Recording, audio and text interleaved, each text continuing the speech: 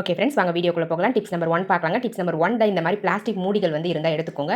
நான் வந்து ஒரு 5 மூடி எடுத்திருக்கேன். அந்த மூடியோடைய சென்டரில் இருக்கக்கூடிய போர்ஷனை கட் பண்ணி சர்க்கிள் ஷேப்பில் ரிமூவ் பண்ணிடுங்க. ரிமூவ் பண்ணிவிட்டு இந்த மாதிரி ஒரு சைடில் மட்டும் கட் வந்து போட்டு விட்டுக்கோங்க. பாருங்கள், இதே மாதிரி நம்ம எடுத்திருக்க மற்ற 4 மூடிகள்லையும் சென்டரில் இருக்கக்கூடிய போர்ஷனை கட் பண்ணி ரிமூவ் பண்ணிவிடுங்க. ரிமூவ் பண்ணிவிட்டு ஓரமாக வந்து ஒரே ஒரு கட் போட்டு எடுத்துக்கோங்க ஃப்ரெண்ட்ஸ்.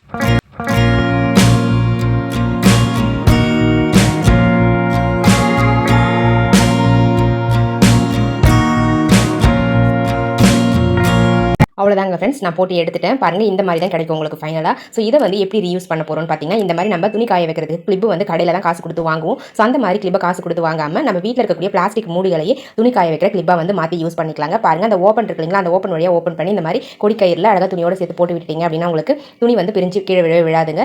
பாருங்கள் ஃப்ரெண்ட்ஸ், பார்க்கவும் உங்களுக்கு நீட்டாக அழகாக இருக்கும், யூஸ் பண்ணுறதுக்கும் கம்ஃபர்டபுளாக இருக்கும். உங்ககிட்ட இந்த மாதிரி பிளாஸ்டிக் மூடிகள் உங்கள் வீட்டில் இருந்துச்சுன்னா ட்ரை பண்ணி பாருங்கள். ட்ரை பண்ணி பார்த்துட்டு ரிசல்ட் எப்படி இருந்தது அப்படின்றத கமெண்ட் செக்ஷனில் கமெண்ட் பண்ணுங்கள் ஃப்ரெண்ட்ஸ்.